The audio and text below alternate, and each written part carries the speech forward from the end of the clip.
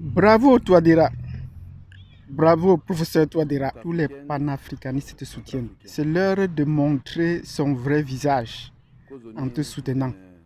Et nous te soutenons. Nous sommes prêts à venir travailler avec vous en Centrafrique. Nous sommes prêts. La France a tout essayé. Et c'est la première fois depuis les indépendances qu'on trouve un président capable de faire plier les Chines à la France. La France a tout essayé. Elle n'a pas pu. Le bras de fer, elle n'a pas réussi. Pire, c'est vous qui lui avez fait un passement de jambes. Vous lui avez passé le ballon entre les jambes. Vous lui avez fait un zolo, comme on dit en Afrique centrale.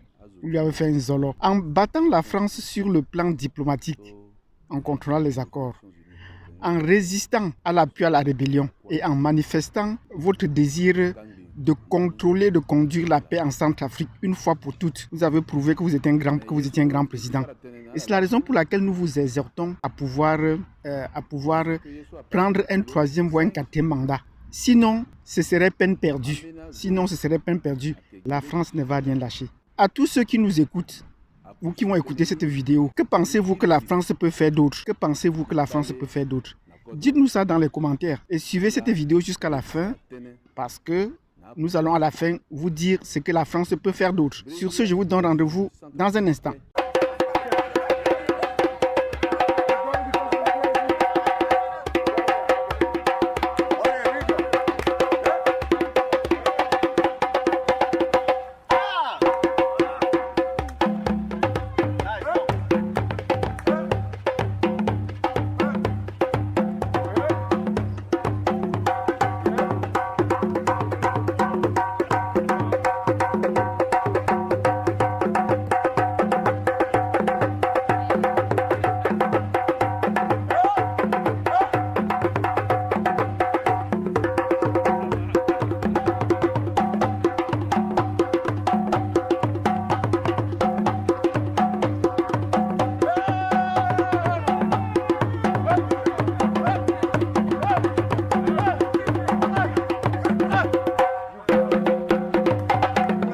Bienvenue dans cette vidéo où nous encourageons encore le professeur Touadéra.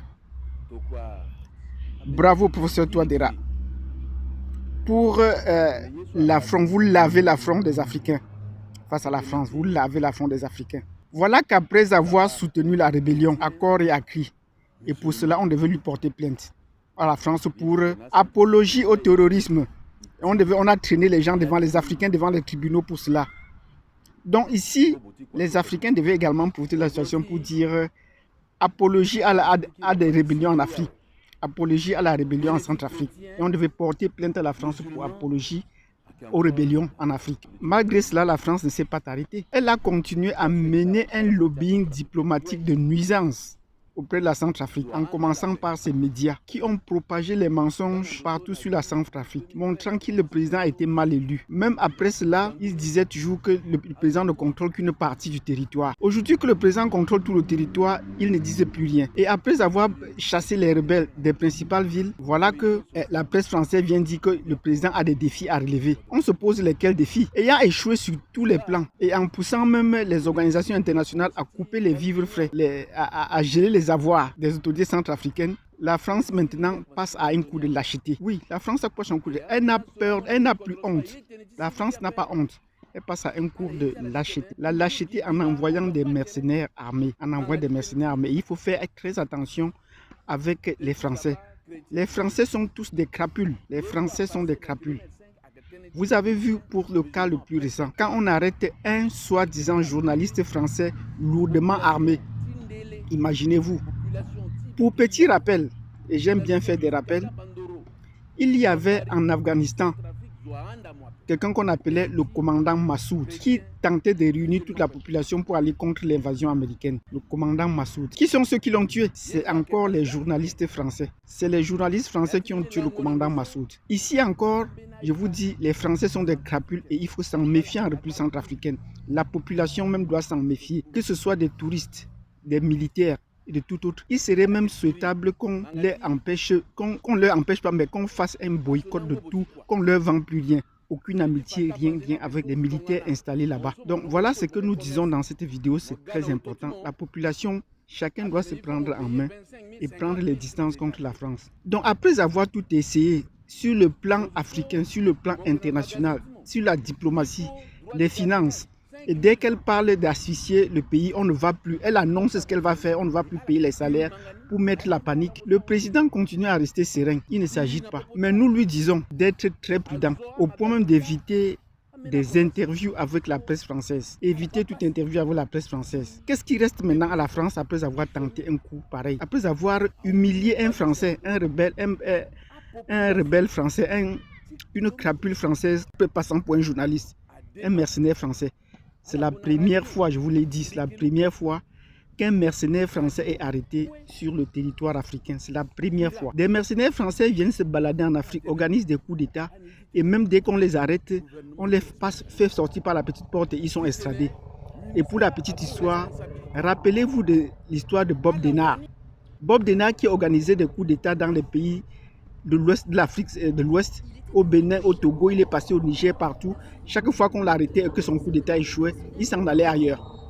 Jusqu'à ce qu'il a fini plutôt aux Comores. Et même aux Comores, lorsqu'il a organisé son dernier coup d'État, on a plutôt arrêté, on l'a mis en prison et puis on l'a extradé en France. Vous comprenez que c'est la première fois sur le territoire africain qu'un mercenaire français est arrêté et humilié. Vous comprenez que le professeur Touadéra continue de marquer des points.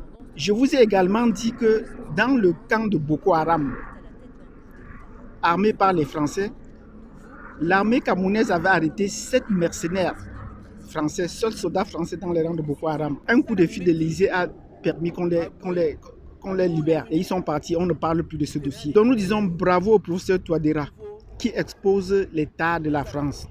Mais qu'est-ce qui reste maintenant à la France de faire? Qu'est-ce qui reste à la France de faire?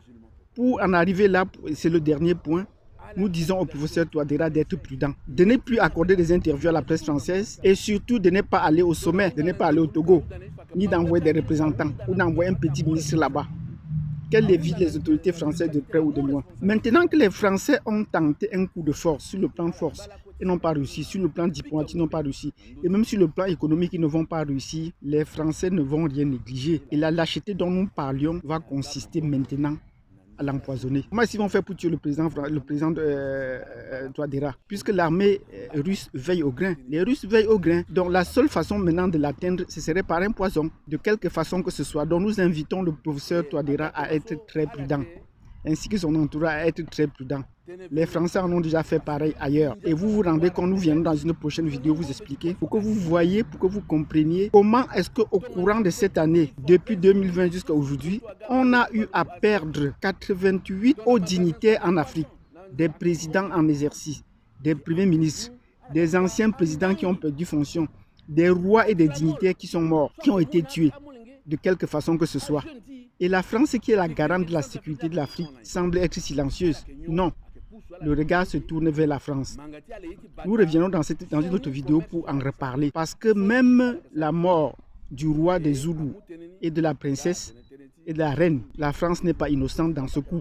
Et nous allons vous expliquer comment et pourquoi. Donc, voilà notre point de vue. Après avoir tout essayé et n'ayant pas réussi, le professeur Touadéra continue de tenir bon. La seule chose qui reste à la France, ce serait de l'empoisonner. Il faut qu'on le dise, qu'on se le dise. Ce serait de l'empoisonner ou de le prendre d'une façon mystique. Si vous avez une autre opinion là-dessus, dites-le nous pour qu'on essaie de s'échanger les idées là-dessus et de prévenir le professeur Touadéra. Merci et je vous donne rendez-vous à la prochaine vidéo. N'oubliez pas de mettre des pouces, de vous abonner, de partager cette vidéo et de cliquer sur la cloche de notification. Je vous donne rendez-vous à la prochaine vidéo sur le professeur Touadéra et ses exploits face à la France qui est de plus en plus humiliée.